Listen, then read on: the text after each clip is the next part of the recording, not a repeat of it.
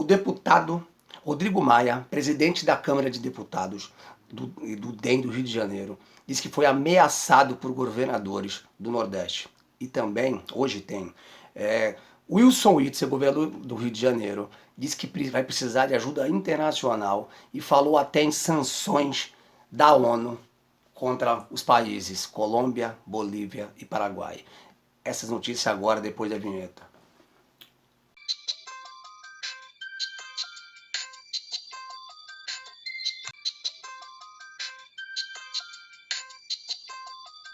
Salve quebrada! Bem-vindo todo mundo. Hoje é o seguinte, hoje o assunto é política, tá? Meu nome é Eduardo, então você já sabe, já vai se inscrevendo, já vai dando like. E o papo hoje é o seguinte, Rodrigo Maia, tá? Presidente da Câmara de Deputados, disse que foi ameaçado por governadores do Nordeste. Bom, o assunto é o seguinte, né? Em uma sessão onerosa que eles fizeram em relação ao leilão que vai haver agora da Petrobras, tá? Que eles vão repassar 15% aos estados, né? Houve alguns governadores do Nordeste tal que não ficaram satisfeitos do jeito que seriam divididos, né? E acabou sendo ameaçado.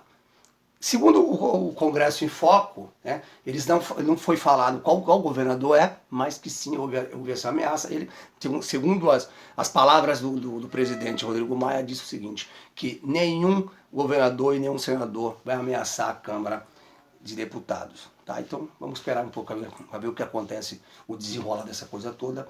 E agora vamos falar um pouquinho do governador do Rio de Janeiro. Então vamos falar agora um pouquinho dele.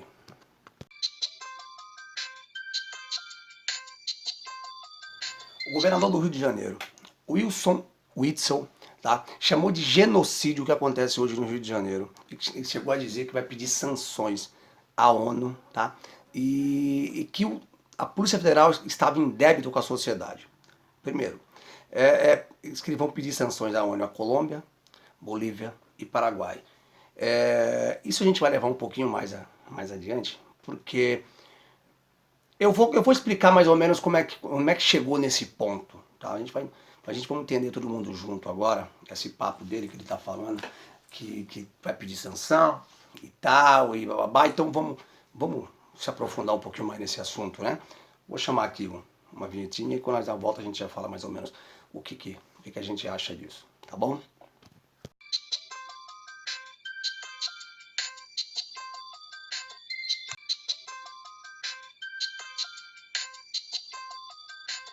Vamos ao início, tá? Bom, tudo começa o seguinte, com a mentira que eles inventaram sobre aquele negócio de pacificação no Rio de Janeiro. Tá? Como é que funcionava a pacificação? A pacificação funcionava basicamente assim. Eles iam dias antes na favela e avisavam que ia ter a invasão, ok? Então o que acontecia? A malandragem, os traficantes que estavam lá, né, sabendo que ia ter a invasão. Claro, por uma parte era bom que não tinha confronto e tal, a molecada saía fora, não morria ninguém, nem de um lado nem de outro. Só que aí começa todo o problema. Porque quando foi avisado, os traficantes tudo iam para uma outra comunidade, onde eles eram aliados da mesma facção, ou eram aliados, né, ou da mesma facção. O que acontece? Quando eles chegam lá, eles não são donos, né, do comércio ilegal de drogas. Eles chegavam lá como aliados. Né? E aí o que eles levaram? Armas de grosso calibre, né? que juntavam com as armas que já existiam lá. Né? Então chegavam lá eles não tinham mais o lucro do comércio ilegal de drogas, né? E tinham armas.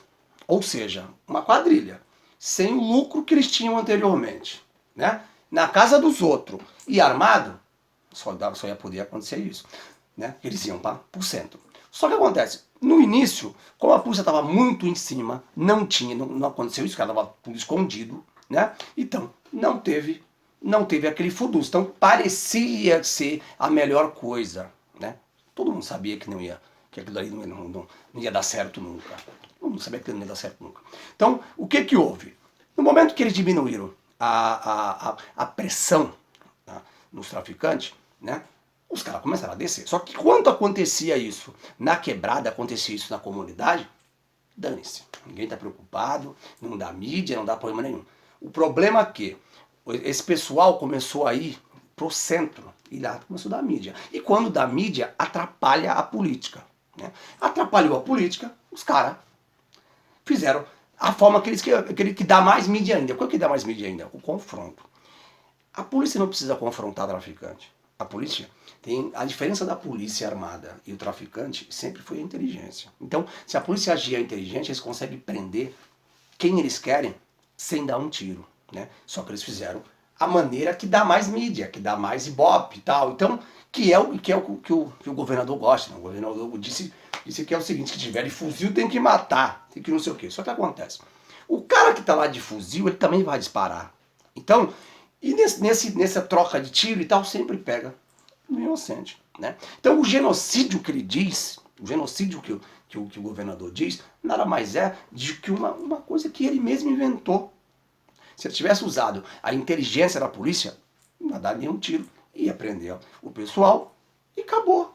Mas não, usa o confronto e aí na troca de tiro sempre pega no inocente. Tá bom? Mas é o seguinte, será mesmo que essa é a intenção dele, é acabar com o tráfico, não sei o quê? Será? E quem que é o bandido? Porque é o seguinte, né? Recentemente a Polícia Federal prendeu um mega traficante, foi assim que eles colocaram, um mega traficante, aí em Angra dos Reis, né? E foi apreendido desse mega traficante, desse traficante internacional, oh meu Deus, que homem perigoso. O que acontece?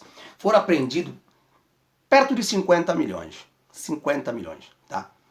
Dinheiro, né? Um cara que morou em favela, 50 milhões. Ai, ai, ai, né? Mas vamos lá. O ex-governador de Tocantins, Marcelo Miranda, tá?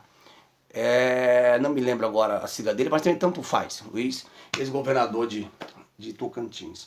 Ele está sendo investigado pela Polícia Federal, não sei se ele já foi preso. Sabe se já foi preso?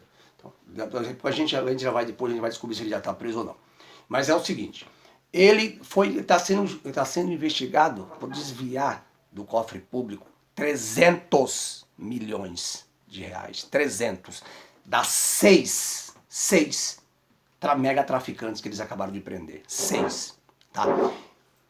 O antecessor desse mesmo governador aí no Rio de Janeiro, né, que está preso por desviar do cofre público, por propina, com essa roubalheira deles, 500 milhões, meio bilhão de reais. Dão 10 megas traficantes que eles acabaram de prender. E aí eu te pergunto, quem que é o bandido da história? Será mesmo que ele está preocupado em tirar a população desse genocídio que eles mesmos inventaram? Então, fica aí para vocês pensar um pouquinho em quem a gente vota, em quem a gente acredita, quem é o bandido, quem é o mocinho. Eu não estou falando que a polícia não tem que prender ninguém, tem que prender. O que não dá para aceitar é que a população fique no meio desse tiroteio, desse fogo cruzado e seja a mais prejudicada. Tá? Então, essa foi para terminar, desculpa o desabafo, então deixa o like, se inscreve no canal e vamos, que amanhã tem mais outro vídeo, né? Então, a Hora da Quebrada tá aí com a gente e vamos, tamo junto todo mundo.